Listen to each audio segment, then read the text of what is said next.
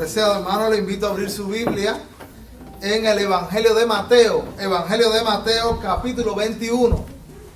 Este es un pasaje que es usado en el inicio de la semana de la pasión del Señor Jesucristo. Así que muchísimas iglesias hoy están hablando de la entrada triunfal de Jesús en Jerusalén. Y digo muchísimas porque no es que están obligados a tratar ese pasaje. Se puede hablar de muchas verdades espirituales, aunque creo que la mayoría estará usando este pasaje para hablar en este día. Vamos a leer del versículo 1 al versículo 11. Dice la Biblia: cuando se acercaron a Jerusalén y vinieron a Betfagé, al monte de los olivos, Jesús envió 2 discípulos, diciéndoles: id a la aldea que está enfrente de vosotros, y luego hallaréis un asna atada y un pollino con ella. Desatadla y traédmelos. Y si alguien os dijere algo, decid: el Señor los necesita, y luego los enviará. Todo esto aconteció para que se cumpliese lo dicho por el profeta cuando dijo: decid a la hija de Sión, he aquí tu rey viene a ti, manso y sentado sobre una asna, sobre un pollino, hijo de animal de carga. Y los discípulos fueron e hicieron como Jesús les mandó. Y trajeron el asna y el pollino, y pusieron sobre ellos sus mantos, y él se sentó encima. Y la multitud, que era muy numerosa, tendía sus mantos en el camino, y otros cortaban ramas de árboles y las tendían en el camino. Y la gente que iba delante y la que iba detrás aclamaba, diciendo: Hosana al Hijo de David, bendito el que viene en el nombre del Señor, Hosana en las alturas. Cuando entró él en Jerusalén, toda la ciudad se conmovió, diciendo: ¿quién es este? Y la gente decía: este es Jesús, el profeta de Nazaret de Galilea. Oremos una vez más. Señor, te damos muchísimas gracias por el privilegio de poder alabar tu nombre. Te damos muchas gracias por la bendición que podemos de escuchar tu palabra. También son regalos que tú nos haces, el poder escuchar tu voz a través de tu palabra. Pedimos, Señor, que tú te adueñes de este tiempo, que tú puedas aplicar tu palabra a nuestro corazón conforme a la necesidad que sabes tenemos. Pedimos, Señor, que tú seas con cada persona que llegó a este lugar con cargas, con luchas, con preocupaciones, que tú puedas tomar esos asuntos en tus manos mientras nosotros ponemos nuestra mente y nuestro corazón en tu palabra. Sana a los enfermos y reprende la obra maligna que no encuentre espacio en medio de la reunión de tus hijos. Glorifícate durante este tiempo. Lo pedimos por Jesús. Amén. Amén. Amado hermano, hoy es conocido tradicionalmente como Domingo de Ramos. ¿Por qué se le llama así?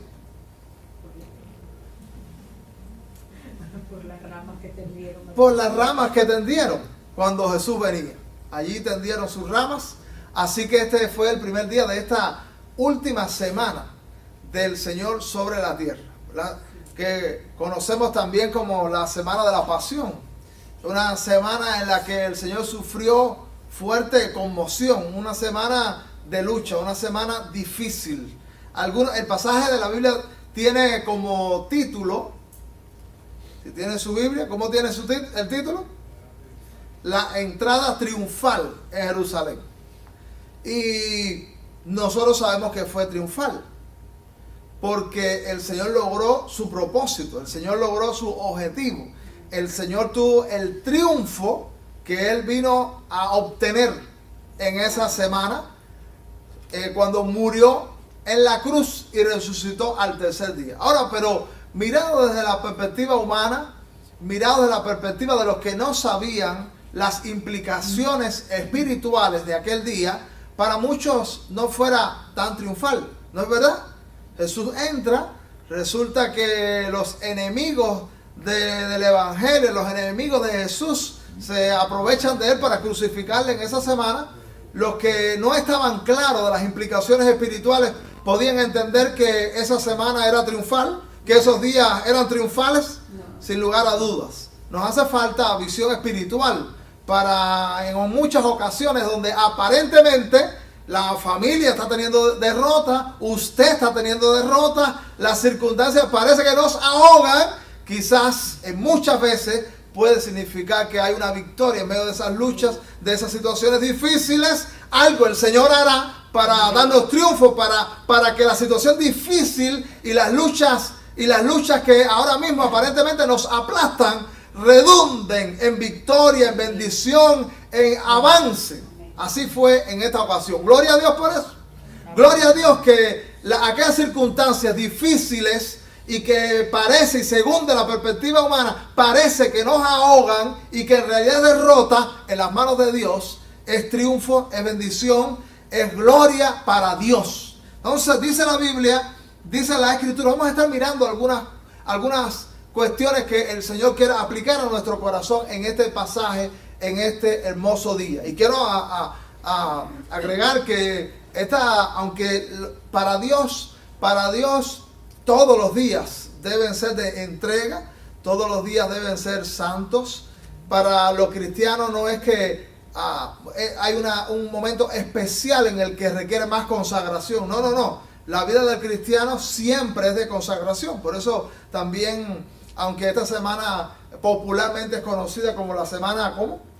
Santa. Sin embargo, para el cristiano todos los días deben ser santos y todos los días deben ser apartados para la gloria de Dios. Y por eso muchos evangélicos han escogido no llamar así a la semana, sino la pasión o de otras maneras. También debemos saber que la Biblia no ordena que nosotros hagamos una celebración durante esta semana, sino que sabemos que bíblicamente no hay nada contra la iniciativa nuestra de recordar los últimos días del Señor Jesucristo y celebrarlo y traerlo a la memoria. Pero no es tampoco un mandato bíblico. Así pasa también con la Navidad, que no hay ningún mandato que nos obliga a tener estos días de manera especial. Pero qué lindo que nosotros tomemos iniciativas para Dios también. Y digamos, estos días que son tan importantes, que ocupan un lugar tan especial en la narración de los evangelios, yo diga, quiero recordar, quiero traerlo a mi memoria. Quiero también celebrar, porque lo que pareció derrota, en realidad hoy sabemos es victoria. Es un triunfo sobre tu vida y sobre mi vida si estoy en las manos de Jesús. Entonces, dice la Biblia en el versículo 1, Mateo capítulo 21, versículo 1, dice: cuando se acercaron a Jerusalén y vinieron a Betfagé, al monte de los olivos, Jesús envió 2 discípulos. Así que se acercaron a Jerusalén. Jerusalén es un centro muy importante para el mundo judaico. En Jerusalén estaba el templo judío, antiguo testamentario. En Jerusalén se celebraban los sacrificios. Allí estaba instalado el culto que se conocía como el culto levítico, que era el antiguo culto de sacrificios de animales, con toda aquella liturgia de sacerdotes, de sacrificios, de ceremonias, de lavamientos. Todo aquello estaba instalado en Jerusalén. Así que muchos judíos y muchos en la antigüedad que celebraban ese culto antiguo venían de tiempo en tiempo a Jerusalén para celebrar a Dios, para hacer memoria, para celebrar también su sacrificio. Así que ir a Jerusalén significaba ir a buscar a Dios. Ir a Jerusalén significaba honrar a Dios. Ir a Jerusalén significaba reconocer a este Dios inmenso en diferentes fechas. Así que, aunque los judíos estaban esparcidos en muchos lugares, de tiempo en tiempo, venían a Jerusalén. Y Jesús estaba llegando a Jerusalén también. El Señor Jesús, en su entrada a Jerusalén, va a celebrar no el sacrificio de un corderito, de una paloma, de una tórtola. Él va a celebrar el supremo sacrificio expiatorio a favor tuyo, a favor mío. Y dice la Biblia que el Señor se viene acercando a Jerusalén. Días antes, Él había hecho un milagro también en las cercanías. ¿Qué milagro? Si alguien se acuerda de la cronología bíblica, sé que Víctor a lo mejor se acuerda claramente. Lázaro. El Señor había resucitado a Lázaro. ¿Se acuerda de ese evento? Tremendo evento. Lázaro había muerto. Después de 4 días, el Señor aparece, le da ánimo a aquellas hermanas, le dice: ven fuera. Ven fuera, Lázaro. Lo llamó y este hombre se levantó. Así que alrededor del Señor ha venido obrando, y ahora va a hacer la magna obra de morir en la cruz para favorecernos. Entonces dice la Biblia que Jesús, llegado allí, envió ¿a cuántos discípulos? 2 discípulos. Envió 2 de sus discípulos, dice la Biblia. La Biblia dice que los discípulos fueron. La Biblia dice en el versículo 6 que los discípulos hicieron. Nos llama la atención que no mandó a los 12. Yo no sé la razón. A lo mejor es un evento sin tanta relevancia que haya seleccionado a 2. Pero lo que sí podemos aprender es que de todos los que sean discípulos, de todos los que son discípulos, a veces el Señor quiere usar a algunos de manera especial, y probablemente en algunas ocasiones Él quiere usarlos por la disponibilidad que hay en esos discípulos. Todos los discípulos debemos ser seguidores de Jesús. A veces no todos los discípulos tienen la misma entrega, la misma pasión por Jesús. ¿No es verdad? Todos deben ser seguidores de Jesús. Entonces, discípulo, ¿decimos amén? Amén. Discípulo es aquel que sigue, aquel que obedece a su maestro. Así que ahí estaban los discípulos, pero Jesús seleccionó 2 discípulos y los envió. Y nosotros debemos estar siempre disponibles para Jesús, para su mandato. Qué bueno, porque es un privilegio. Hay gente que ha pensado que Dios tiene que estar muy contento porque ellos hacen algunas cosas por Jesús. Ellos hacen algunas cosas por Dios, así que Dios tiene que estar muy contento. Pero en realidad, quien debe estar contento y debe sentirse privilegiado eres tú y soy yo cuando servimos en algo en la obra de Dios. Somos nosotros los privilegiados. ¿Sabe? Hablando estrictamente, Dios no necesita de ti, Dios no necesita de mí. Dios es todo suficiente en sí mismo. Dios hace lo que quiera. Dios puede mover cielo y tierra. Así que cuando el Señor nos manda y nosotros nos hacemos disponibles en sus manos, tú y yo, ¿cómo debemos sentirnos? Privilegiados. Así que tú dices: no, yo vine hoy a alabar a Dios. Dios tiene que estar muy contento. No, realmente el que tiene que estar muy contento eres tú, que Dios te da la oportunidad de alabarle, de bendecirle, de escuchar su nombre, de alabar su nombre y de ser beneficiado. Porque en el culto cristiano, quien más se beneficia eres tú y soy yo. Cuando yo alabo a Dios, soy privilegiado. Recibo beneficio. ¿Sabes que cuando el pueblo de Dios alaba a Dios, el pueblo es bendecido?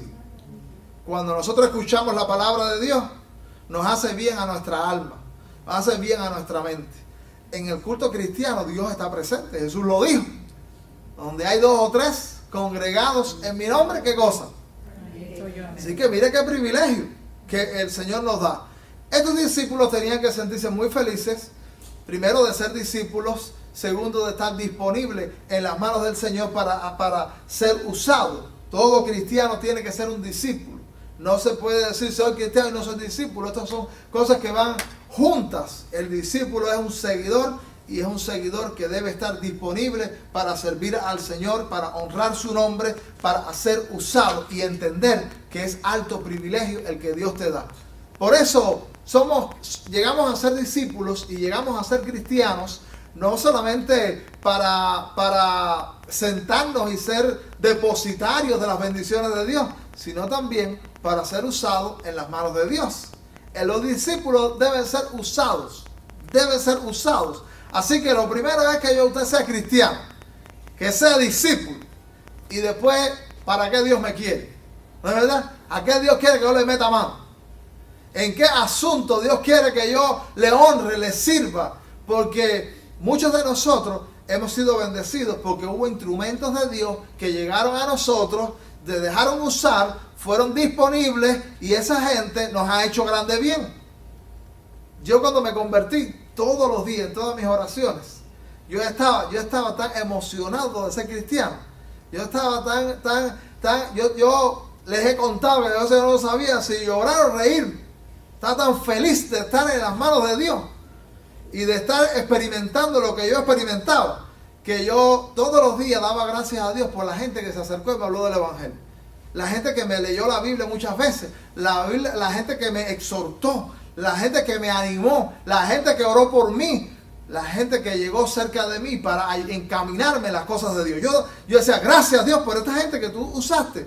Pero somos discípulos, hemos sido beneficiarios de la gente, de lo que Dios hace a través de gente que ha estado disponible y que se dejó usar para Dios. Ahora, ¿qué vamos a hacer nosotros? Hay mucha gente que está cerca de nosotros, que si nosotros estamos disponibles en las manos de Dios, puede ser bendecida, como tú y yo fuimos bendecidos a través de otros instrumentos. Gloria a Dios por eso. Y qué lindo. Hay gente que está necesitando que tú te hagas disponible para bendecir a esa gente. ¿Cuánta gente quizás ahora mismo, si nosotros todos fuéramos suficientemente disponibles para dejarnos usar, pudiera ser bendecida para Dios? ¿Y cuántos después elevaran oraciones a Dios diciendo, gracias Dios por ese instrumento, por ese discípulo que se hizo disponible y bendijo mi vida? Entonces, el Señor los envió. Ellos hubieran podido decir, no. Usted sabe que el trabajo que el Señor les mandó a esos discípulos de momento, ese primer trabajo que el Señor mandó a sus discípulos era un trabajo de poca monta, era un trabajo humanamente, un trabajo de esclavo, un trabajo de obrero de bajo perfil. Si ellos dicen, no, Señor, ese trabajo de ir a buscar burros, no, Señor, mira, manda a Lázaro que lo resucitaste. Eso no conmigo.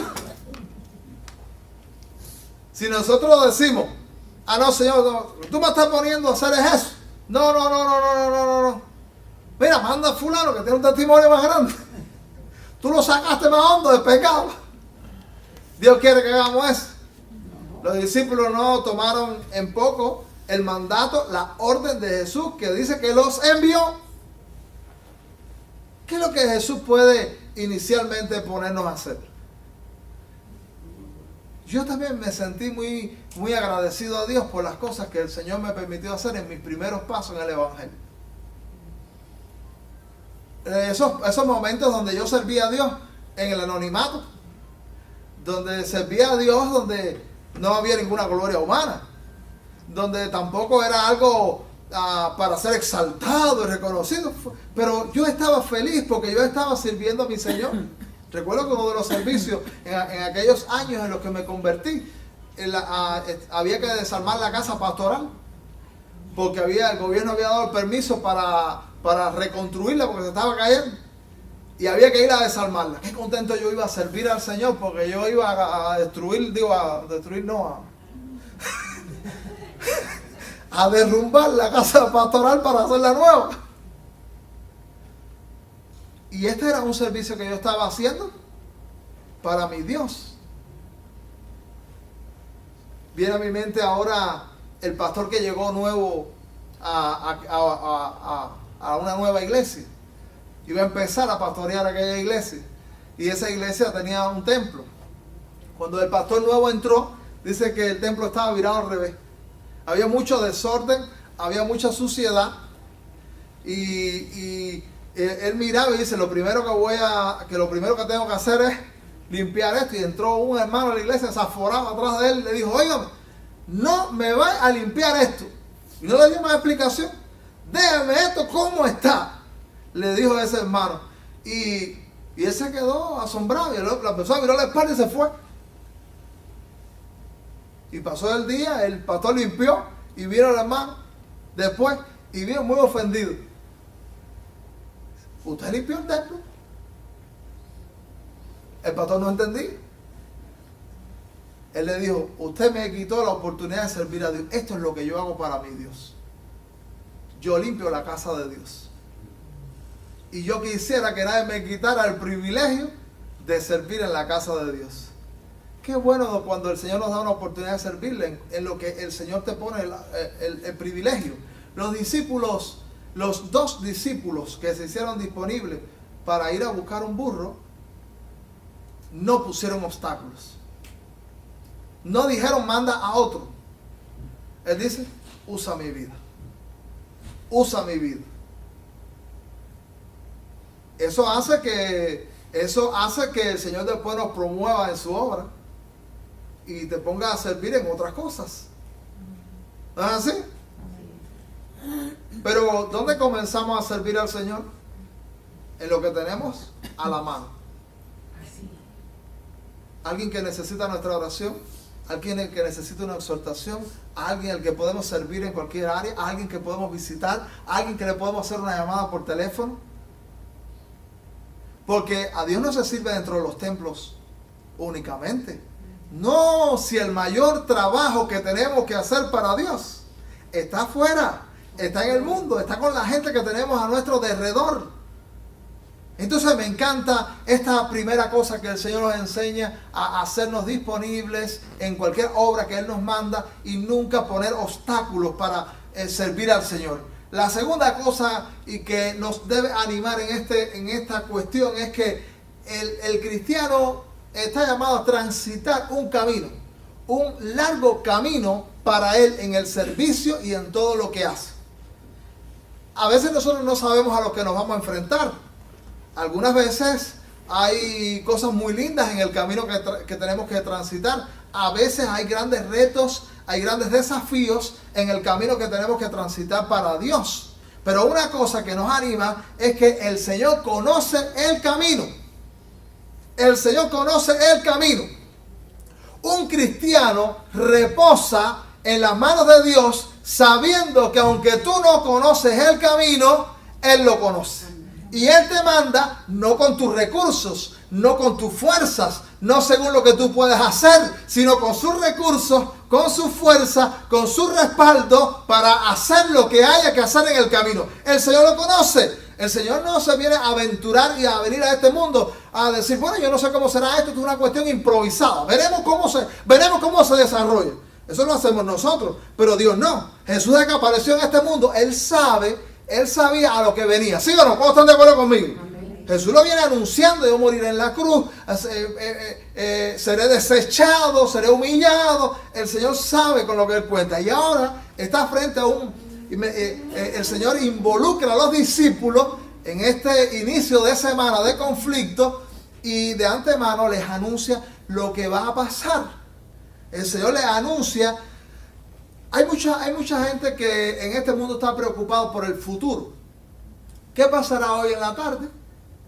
¿Qué pasará mañana? ¿Qué pasará el mes que viene? Y muchas personas que no conocen a Dios, van al adivino. Van al que tira las cartas, van al que tira los caracoles, van al que lee la mano. Y está buscando de alguna manera desentrañar el futuro y que le digan qué pasará. Todo eso es mentira. Satanás lo que hace es enredarte. Pero el cristiano no tiene que saber el futuro para descansar. A él le basta que Dios lo sabe y está en control. Amén. Y da la victoria. Gloria a Dios.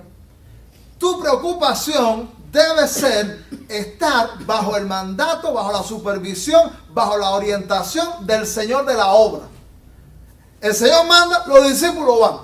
No sabemos qué va a pasar, pero yo soy obediente a Él. El Señor sí, en esta ocasión, le hace un anuncio para que ellos se queden sorprendidos. La Biblia dice que el Señor le dijo que fueran a la aldea que estaba enfrente y dice, y hallaréis allí un asna y un pollino con ella, desatadla y traédmela. Si alguien os dijere algo, decid que el Señor lo necesita, el Señor lo necesita. Y luego los enviará. Di tú eso. ¿Cómo podemos hacer una versión popular? Porque eso está duro. Está romántico ahí mirar la Biblia, pero en la experiencia, que ahora el Señor dice, a ver, Noelvi, te necesito, tú has sido seleccionada para ser usada hoy domingo, y tú vas a llegar ahí a cualquier dealer, al dealer de los Mercedes-Benz, te vas a meter, vas a abrir la puerta, te vas a meter, y si cuando tú estás adentro, estás arrancando Mercedes-Benz, alguien viene y dice, no, el Señor lo necesita. ¿Quién está dispuesto a meterse en el dealer? Meterse adentro, arrancarlo y ya está ya, que va avanzando. 0 millas, porque dice la Biblia que nadie había montado en ese burro. Usted lee la Biblia, lo dice. Tremendo, ¿verdad? Pero ellos se someten a ser usados. Ellos se someten a la orden del Señor, descansando en que el Señor predice incluso lo que va a acontecer. Qué lindo que usted y yo podemos someternos a la orden del Señor, sabiendo que usted puede obedecerle, sabiendo que Él está bajo control de la situación. Era sorprendente porque se dice que era muy extraño que el asna con el pollino estuvieran frente a la casa, que siempre se ponían por detrás. El Señor conoce todos los burros que hay en el mundo donde están parados hoy. El Señor conoce donde los tienen puestos. El Señor conoce la disposición de los dueños. Y el Señor está en control de esa situación.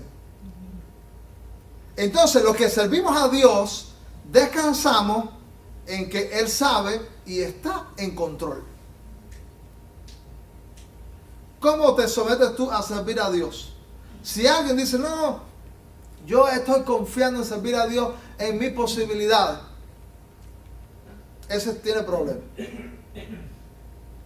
Ese no tiene futuro. Porque los que sirven a Dios están enfrascados en cuestiones espirituales, en cuestiones de otra dimensión, en cuestiones que tienen implicaciones trascendentales. Y tú puedes hacer cualquier cosa en este mundo natural, llevar a cabo alguna agenda y quizás tener algún beneficio temporal.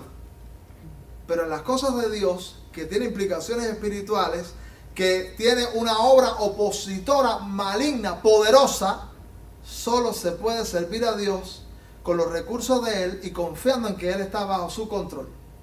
Entonces ellos van en la palabra de Dios. Ellos nos van en su palabra. Una cosa que tenemos que asegurarnos, cuando nosotros estamos disponiéndonos para servir a Dios, yo voy porque Él dice, yo voy porque Él manda, yo voy porque Él me ha orientado que yo entre en ese terreno. Gloria a Dios por eso. Entonces, el Señor te está esperando que tú escuches para Él enseñarte, y Él te da señales también en ese proceso. En ese proceso, el Señor te enseña cuando tú estás dispuesto a oír y da señales. Dice la Biblia, mira, vuelvo a leer en este versículo 2 diciéndole, guía a la aldea que está enfrente de vosotros, y luego hallaréis, ¿qué cosa? Un asna atada y un pollino con ella. Es una señal, ¿no? Porque no lo encontramos por ningún lado. Bueno, el Señor está fallando. El Señor algo se le ha ido de su control. Pero el Señor da señales de que efectivamente Él tiene el asunto en sus manos. Entonces, qué lindo que hay cosas que tú sales a servirte, el Señor te da orientaciones, el Señor puede sentir, el Señor obra en tu corazón y tú sientes que efectivamente la palabra de Dios se cumple porque Él está en control de esa situación y salen al camino. Amado hermano, el camino en el que nosotros andamos es un camino abierto por Dios, es un camino también cuidado por Dios, es un camino también en el que está garantizada la victoria que Él quiere darte. Y dice la Biblia que el Señor manda a buscar el pollino. El pollino era el instrumento que Él iba a usar en esta entrada que hoy sabemos que es una entrada de triunfo, de verdad, de victoria. Ahora, si hubiese sido un grande de este mundo, si un grande de este mundo va a hacer una entrada triunfal, busca un burro. Porque ahora la historia popular tengo que cambiársela un poco. Ya no un Mercedes.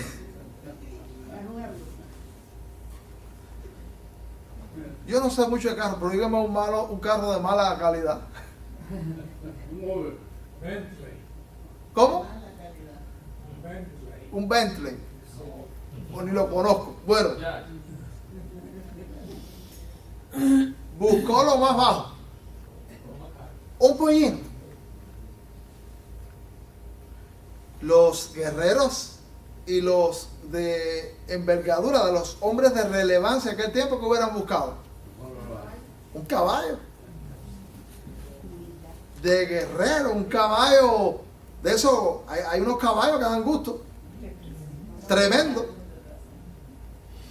de raza, dice Amparito, caballo de raza. Yo he visto unos caballos que son inmensos, lindos, esbeltos, con un trote elegante, un burro. Pero ahí también el Señor nos enseña algo. El instrumento de Jesús es un burro. ¿Tú sabes qué soy yo? Un burro. Porque el paso todo no es elegante, ¿verdad? Porque yo sé que yo no cuento con la capacidad de servir al Señor. Todo lo que yo pueda hacer depende de Él. Anoche estábamos aquí, que no se pierda, le voy a aprovechar ya para hacer un comercial. No se pierda el domingo que viene, que tenemos sorpresa. Y anoche estábamos en el ensayo y yo estaba diciendo a los hermanos de la incapacidad que yo siento para servir a Dios. Y que quizá la gente no sabe los trasfondos. Pero yo nunca me sentí capaz y no me siento capaz para servir a Dios. Yo siento que servir a Dios es algo grande, es algo de envergadura y que tiene mucha responsabilidad. Pero ¿sabe algo? Cuando nosotros nos sentimos así, estamos obligados a depender más de Dios. El primer servicio público que yo hice fue dirigir un culto.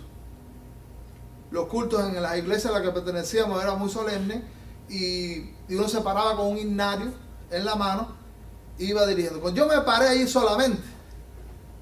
Los pies tenían unos temblores. Y yo pensé que yo pensé que no iba a acabar. Yo de aquí tengo que salir corriendo antes. Pero qué bueno, porque hoy sé que es Dios, no yo. Y que usted y yo podemos hacer cosas para el Señor. No porque es quien tú eres. Y por eso, cuando las cosas salen bien, podemos decir la gloria es de Dios. Así que un burro usado por Dios. Hay una historia muy graciosa que alguien tipificó de cuando el burro se vio en el medio de la escena. Sí, ese burro no lo iba ni a visitar nunca. Entonces ese burro se ve en medio de la escena, la gente gritando ¡Hosana! Y entonces tirándole mantos y tirándole reconociéndole y tirándole ¿cómo se llama? Las ramas aquellas de los árboles. Y entonces dice que el pollino hizo así, miró para atrás y le dijo: mamá, ¿viste lo que están haciendo? Y dice: mi hijo, no sea bruto, que es porque está arriba. Es por el que está arriba, no es por ti. Quizás a veces es bueno recordar que es por el que nos monta.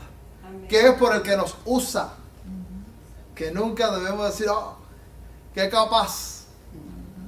Qué capaz, ¿te fijas? ¿Cómo exhibo? ¿Cómo despliego? No. El día que creemos eso, estamos caídos espiritualmente. Es el Señor. Y el Señor usó a un pollino y el Señor te usa a ti y me usa a mí. No importa nuestras incapacidades, no importa nuestras limitaciones. Y cuando el Señor nos llama, que nosotros sentimos el deseo de no estar disponible para el Señor, nosotros debemos recordar que es la fuerza de Dios la que te usará y la que me usará. Es bueno saber eso. Yo siento mucho consuelo en saber que el Señor hace eso. Que aunque yo no cuento con las posibilidades, el Señor sí. Y el Señor me ayuda. Y por eso puedo lanzarme. Ese burro también era un emblema de la humildad que el Señor manifestó en su primera venida. Nuestra hermana Marta lo decía. Ese burro era un emblema de la sencillez que el Señor evidenció al entrar a Jerusalén.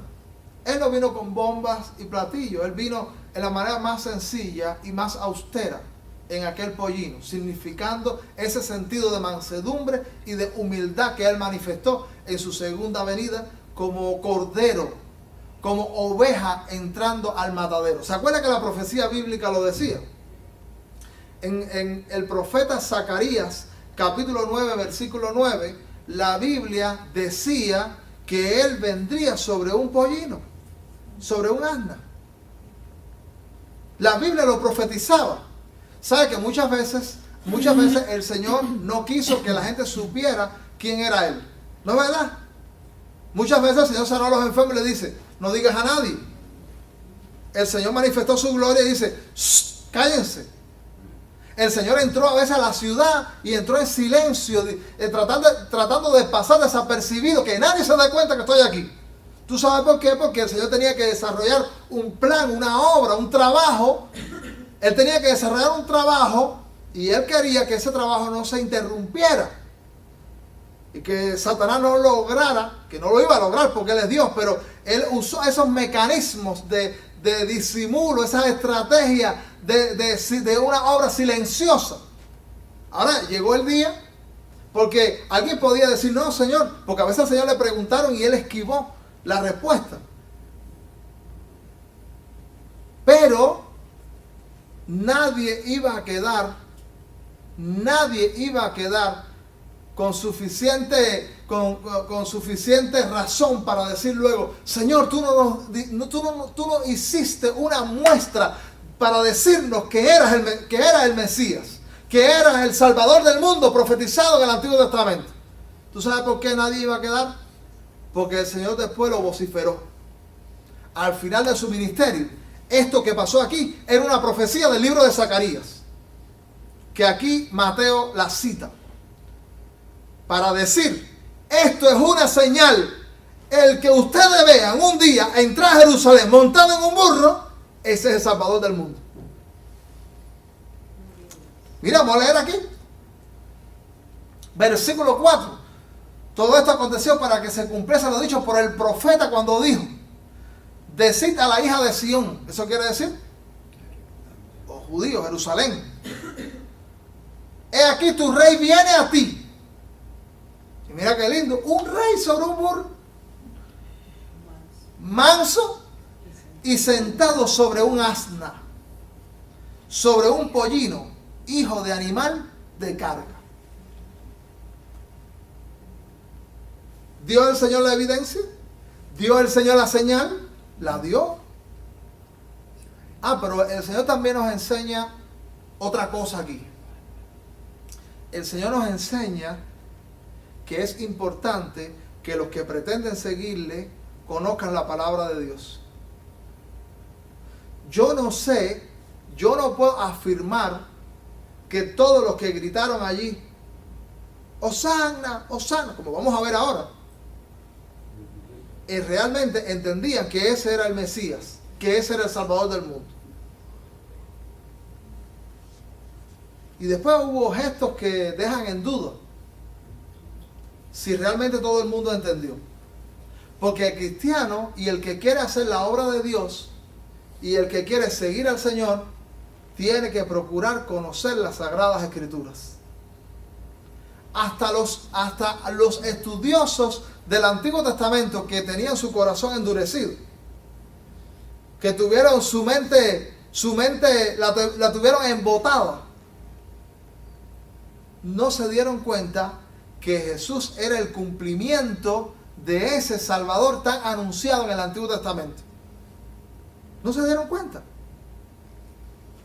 Hay muchas personas, porque estoy hablando de conocer la Sagrada Escritura no superficialmente, sino conocer su significado preciso, su significado especial para la vida cristiana, para las cuestiones espirituales, y recepcionarla en el corazón. Usted no puede tener en poco la palabra de Dios. El cristianismo es reconocido como la religión del libro. ¿Usted sabía? La religión del libro. ¿Sabe que eso lamentablemente en sectores del cristianismo no está siendo tomado en cuenta? Hubo gente que murió por defender la Biblia, cristianos que fueron martirizados por alzar la Escritura en alto y decir: esta es la palabra de Dios, nos aferramos a ella. Y hoy hay cristianos que cualquier cosa que encuentran en el camino les sirve para evadir la Escritura. Recientemente alguien que conozco salió por un lugar público autotitulándose como profeta y como vocero de Dios. Y dijo algunas cosas que nada tienen que ver con la Biblia. ¿Ese puede ser vocero de Dios? Vaya, lo que exhibía era un analfabetismo de la palabra de Dios. Pero hubo gente que dio su aprobación y dijo amén.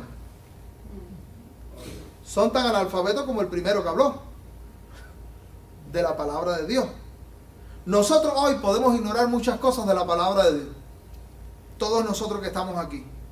Pero usted debe saber que usted tiene que crecer en el conocimiento de la palabra de Dios. Porque la palabra de Dios es el filtro que te ayuda a saber lo que es de Dios y lo que no es de Dios. La Escritura es los espejuelos que el Señor te da para que usted pueda ver bien y evaluar la situación de este mundo, la situación del cristianismo, la situación de tu práctica diaria. Si nosotros no conocemos la Escritura, nos puede pasar lo que le pasó al mundo religioso antiguo. Que debiendo decir Hosana al Hijo de David y abrazar al Salvador del mundo, ¿tú sabes lo que dijeron? Crucifícalo. Y por eso también mucha gente, por no conocer la Escritura, le da su aval y le da su respaldo a lo que no es de Dios, a lo que es incluso doctrinas de demonios, obras satánicas, porque no quieren conocer la Sagrada Escritura. Es más fácil mirar el cielo y hacerse idea de que algo le dijo algo, que pasar todos los días el trabajo de leer la Santa Biblia y pensar en ella y reflexionar en ella. Es más fácil, ¿sí o no? Más fácil. Mira, no me parece que dijo. Mira la nube que parece un caballo que está montado. ¿Qué cosa es eso? Vaya, usted sabe, ahí dice. Pero el Señor quiere que la primera fuente para usted conocer al Señor, para conocer sus caminos, para obedecerle, para seguir los planes de Dios, es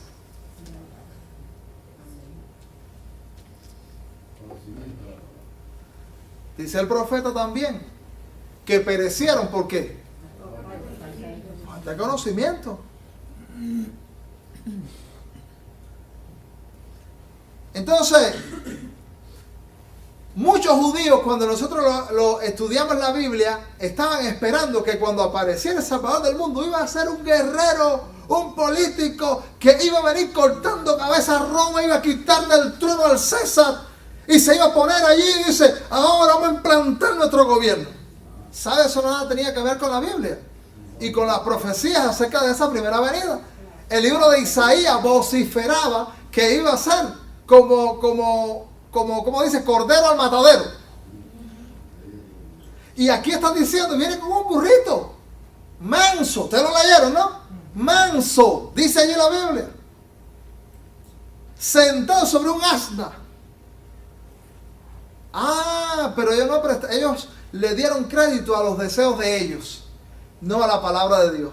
Entonces, cuando nosotros queremos buscar a Dios, el Señor nos enseña en esta mañana que cuando nosotros queremos buscar a Dios de verdad, y tú dices, yo quiero tener a este Dios de la Biblia, todopoderoso, lindo, al que murió en la cruz, beneficiándome del favor de lo que emana de la cruz del Calvario, tú tienes que decir, si yo quiero eso, yo tengo que ajustar mi vida, y aunque a veces a mí no me gusta, si yo quiero a ese Dios, yo debo aceptar lo que Él dice.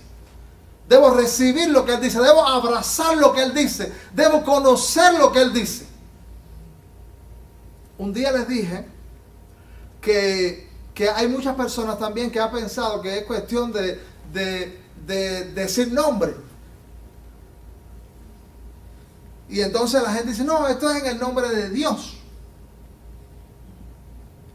Normalmente la gente no quiere nada del diablo, ni lo que está en el mundo. No, el diablo, eso lo vaya, el diablo no. No, el diablo no queremos. No, la gente no quiere. Entonces, una persona me decía, mira, porque me metí en casa del hechicero. Pero no, el hechicero dijo, esto es en el nombre del Padre, el Hijo y el Espíritu Santo. Dice, no me digas. Pero, lo que él está haciendo tiene que ver con la palabra de Dios.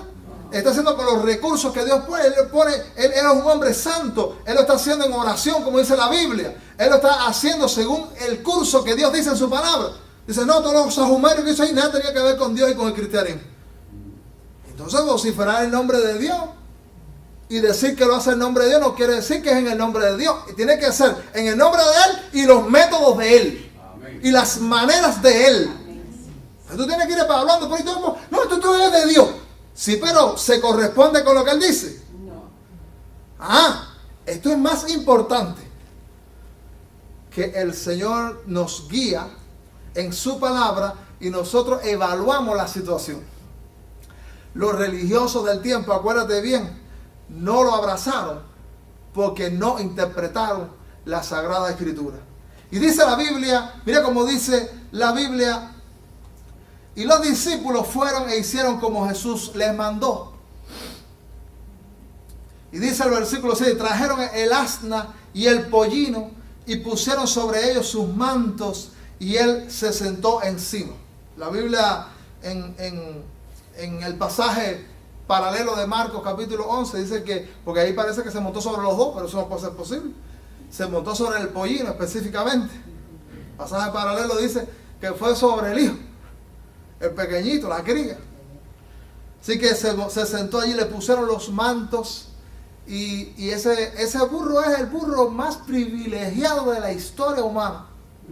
No hay burro que nosotros encontremos en Miami, en ningún lado, que sea más privilegiado y más conocido. El Señor nos enseña esto. Fíjate que el Señor agarró todo lo pequeño, todo lo insignificante, todo lo cogió en su mano. Y no hay burro del que se hable más de este burro, porque hoy mismo ¿cuántas iglesias están hablando de este burro? Cuando nosotros somos usados por Dios, porque Dios honra a los que le honran. Cuando nosotros vamos siendo usados por Dios, Dios honra a su gente también. ¿Cuántos saben eso? Honra a su gente. Entonces Dios honró a ese burro. Ese burro que no se había montado nadie encima. Porque óigame, un animal de esos que nadie se le ha montado arriba, ¿cómo reacciona? Eso tira patada y quiere morder y eso no es fácil. Pero ese burro se encaminó. Y el hecho de tener a su mamá era otra cosa que colaboraba, por eso Jesús lo trae. Jesús es muy sabio. Y entonces dice la Biblia que la multitud era muy numerosa. Había muchísima gente. Ahora esa muchísima gente, porque la multitud a veces se contagia, hay una sugestión en medio de las multitudes. Que en medio de las multitudes se manejan unas emociones, una situación que puede a veces confundir a la gente. Quiero que tú lo sepas.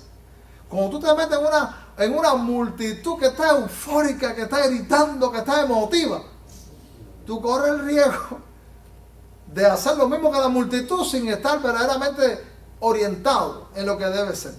¿No? Entonces tú no te puedes guiar con las cuestiones de Dios por la multitud. Porque la Biblia nos enseña de Génesis y Apocalipsis que casi siempre los remanentes fueron la gente orientada. Casi siempre, incluso dentro del pueblo de Dios, los orientados, mirado de Génesis hasta Apocalipsis. Cuando tú leas la Biblia, piensa en esto. Cuando Josué mandó a los espías, ¿cuántos creyeron? Dos viraron. Los otros dijeron, no, ahí no vamos a meternos, que esa gente está grandísima, son gigantes, esa gente nos va a comer, nos va a tragar. Pero dos dijeron, no, si vamos a meterle mano, creemos que Dios nos va a dar la victoria, vamos a... Dos fueron fieles y capaces. Y nosotros revisamos la Escritura, y en toda la Escritura a veces son minorías los que permanecen con mente clara, apegado a Dios. Las mismas, ¿cuántas iglesias se le escribe el Apocalipsis? 7. Hay 5 que reciben reprensión. Hay 2 que solo reciben alabanza. Minoría. Y estoy hablando de dentro del pueblo de Dios. Si vemos el mundo, ¿qué son más? ¿Los que están perdidos que los que están salvados? ¿Quiénes son más? Los que están perdidos. Entonces tú no te puedes guiar por las multitudes. Es mejor formar parte del remanente, de la manada pequeña, que está con Dios, que está orientada, que está apegada a las Sagradas Escrituras, porque evidentemente, aunque una multitud muy numerosa estaba allí, hay mucha gente que canta a Dios, hay mucha gente que ora a Dios, hay mucha gente que incluso puede hablar de Dios y no estar verdaderamente con Él. Y dentro de las masas que se hacen llamar cristianos y dentro de las mega iglesias, a veces los cristianos verdaderos son minoría. Ahora tú no debes acomplejarte por eso, porque quiero decirte que Dios y tú son mayoría. Gloria a Dios por eso. Yo estoy con Dios, yo soy mayoría. Olvídese lo que está pensando la gente. Olvídese cuántos están. Cuando tú estás con Dios, tú eres mayoría porque Dios es el más grande. Pero lo que te quiero decir que pudo en aquella multitud, en aquel grupo numeroso, pudo y de hecho hubo gente que gritó y nada tenía que ver con Jesús, y no interpretaron verdaderamente la palabra de Dios.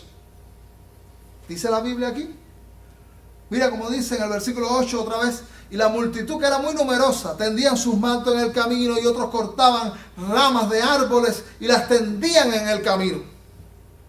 Y la gente que iba delante y las que iban detrás aclamaban diciendo, óyeme, tremendo eso. ¿Qué decían? Hosanna al Hijo de David.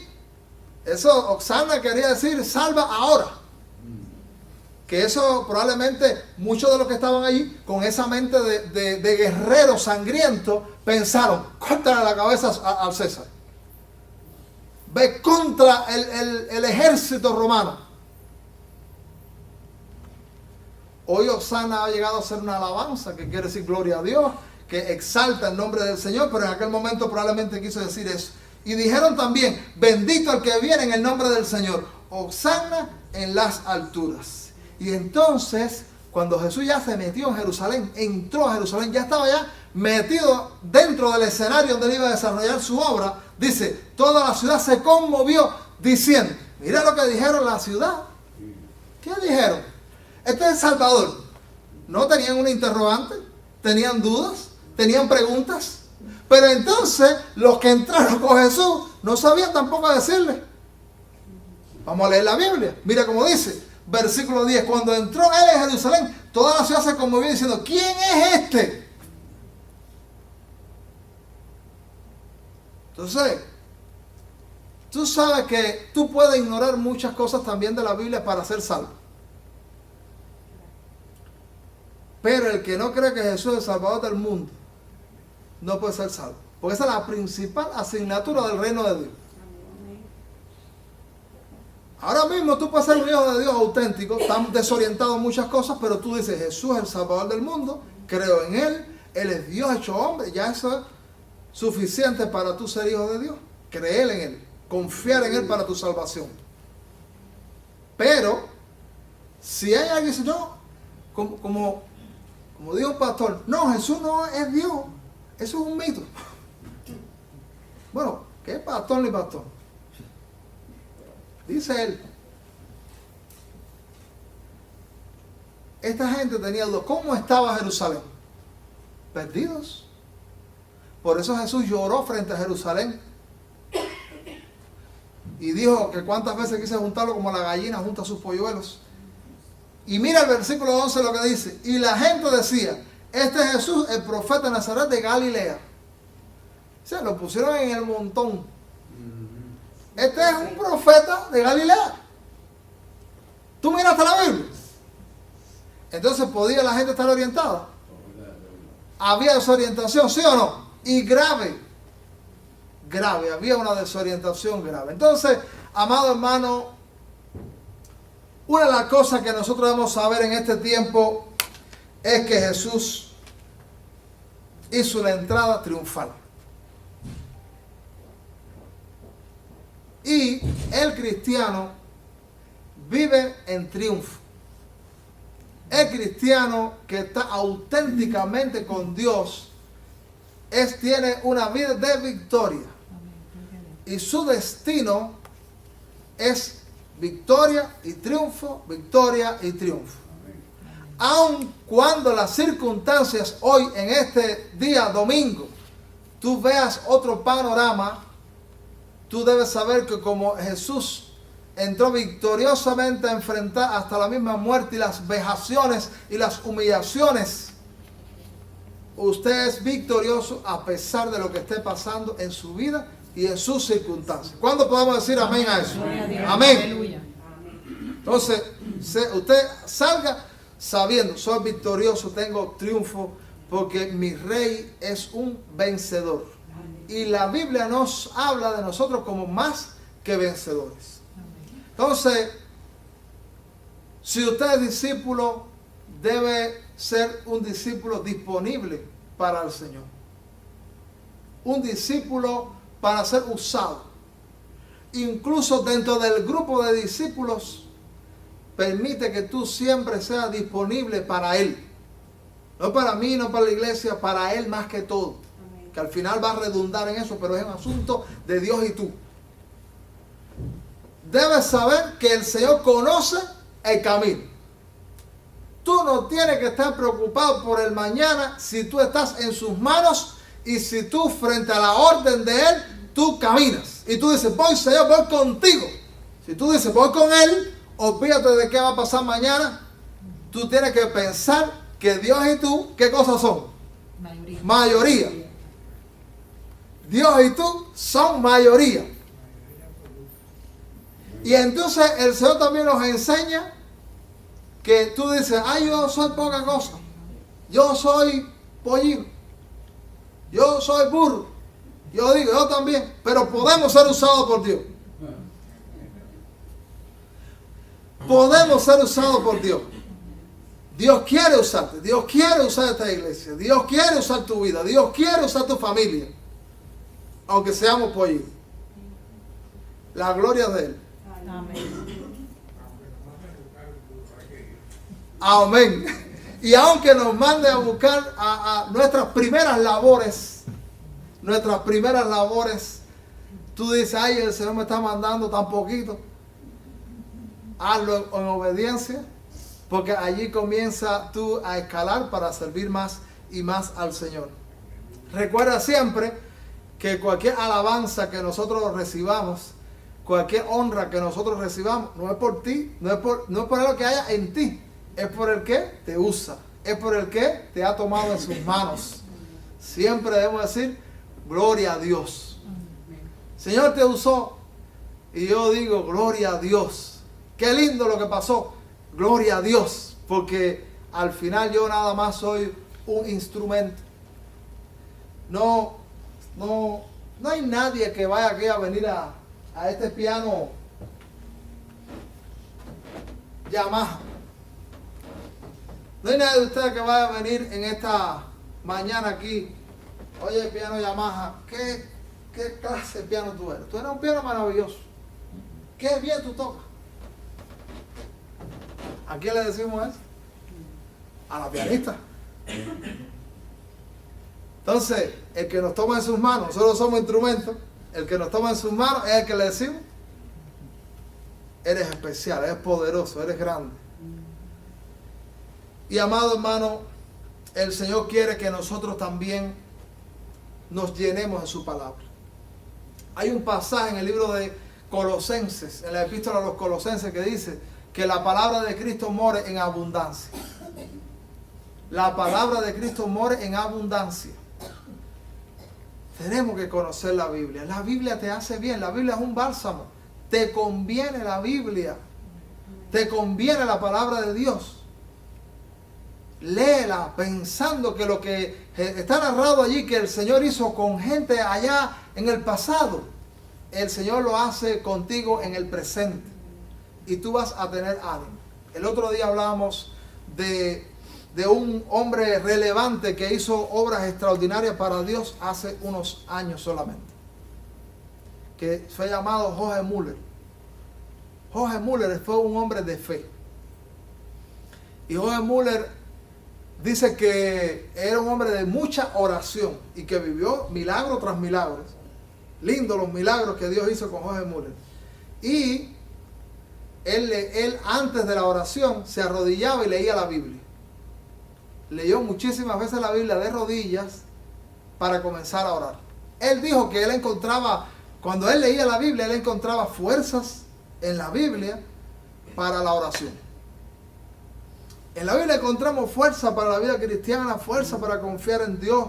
Cuando tú lees la Biblia en sintonía con Dios, cuando tú lees la Biblia queriendo obedecer, cuando tú lees la Biblia queriendo que Dios se meta en tus asuntos. Vamos a abrazar la Biblia, vamos a tenerla en gran estima. Lea la Biblia continuamente y busca orientación. No es posible crecer espiritualmente. No, escúchame, eso es radicalmente. No es posible crecer espiritualmente sin la Biblia. La única manera que nosotros tenemos para hacernos adultos espiritualmente, gente grande espiritualmente, es atesorando la palabra de Dios, conociéndola, y no por arribita, porque hay muchos ateos que estudian la Biblia como un libro, como una literatura, como una gran obra de arte. No. Espiritualmente, que tú la lees para obedecerla y para aplicarla a tu corazón. Entonces, amado, Jesús entró triunfalmente en esta semana. Vamos a meterle mano a la semana triunfalmente. Mañana lunes, cuando usted comience, hoy por la tarde cuando se vaya de aquí, vaya en triunfo. Vaya victorioso. Saque pecho. Confiando en el Señor, en lo que el Señor puede hacer en nuestros asuntos. Vamos, esta semana, si nosotros no hemos estado entregados como debiéramos estar entregados a Dios, o nuestra fe se ha debilitado, que esta semana sea el estímulo, sea el acicate para tú levantarte. Y no levantarte por esta semana, sino levantarte para despegar con Dios. Vamos a despegar con Dios. Vamos a despegar para que Él haga cosas lindas y grandes con nosotros. Y que la entrada triunfal del año, la semana de la pasión que vamos a celebrar en este 2019, sea la semana en la que nosotros podamos despuntar con Dios, avanzar con Dios, agigantarnos con Dios. Entonces, si hay alguien que quiere que oremos juntos, yo te voy a invitar que vengas aquí conmigo y vamos a hacer una oración juntos y vamos a decirle: ay Señor, a mí a veces me parece que no estoy en victoria, que no estoy en triunfo. Bueno, si tú te has alejado de Dios no puede haber triunfo, pero si tú vas con Dios, tu camino, tu trayectoria es de ¿qué? De victoria, de triunfo. Hay alguien que quiere venir para orar conmigo en esta mañana, que dice: yo quiero que el Señor me ayude a ver la victoria, que el Señor me levante. O quizás hay alguno de los aspectos que hemos tocado que dice: Señor, yo quisiera que tú me ayudes en mi vida. Vamos, en una manera simbólica, levántate para orar juntos, para poner nuestro asunto en las manos del Señor, para no formar parte de una multitud que luego traiciona la causa del Señor, sino forma parte de un remanente que se hace disponible y que abraza el Evangelio de Jesús. Vamos a inclinar nuestros rostros. Si alguien más quiere pasar, puede pasar para orar juntos. Señor, lo que estamos aquí, estamos entendiendo que te necesitamos mucho. Y quisiéramos que aquella entrada triunfal que hiciste un día y que hasta el día de hoy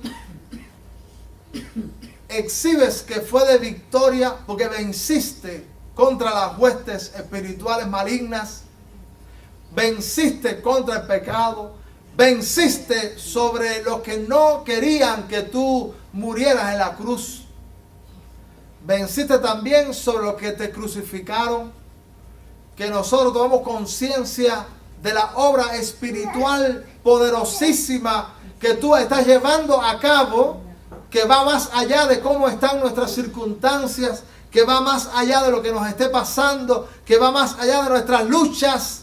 Nosotros podamos levantar nuestra semana para confiar, para creer, y de manera modesta, como Jesús entró, de la manera más modesta sobre aquel pollino, exhibiendo la gloria, y a pesar de su sencillez, eres el Rey de los siglos. Así tus hijos se apoyen en tu poder, a pesar de la sencillez que pueda existir en nuestro derredor, a pesar, Señor, de lo que el mundo pueda estar viendo, lo que nuestros ojos físicos puedan ver. Señor, ayúdanos a mirar las cosas a través de los espejuelos de tu palabra, de la Sagrada Escritura. Pedimos, Señor, que nosotros como remanente espiritual nos levantemos, nos animemos y que exhibamos también victoria, que confiemos, Señor, en la obra de Jesús, y que esta semana pueda ser una semana de renovación, de ánimo, de nueva búsqueda de ti, de intensa búsqueda de ti, Señor. Que hagamos memoria de lo que pasó a Jesús y recordemos eso como un gran beneficio, que hay un potencial. El suceso de aquella semana es un potencial para nuestra alma hoy. Pedimos, Señor, por aquella persona que llegó aquí con desánimo, con luchas, con aquella persona que se sentía que solamente hay derrota. Y tú dices que eso dicen las circunstancias. Pero tú dices que hay victoria, que hay triunfo. Tú dices que tú cambias esas circunstancias. Tú dices que tú usas esas circunstancias. Tú dices que tú las encaminas. Señor, obra en esos asuntos.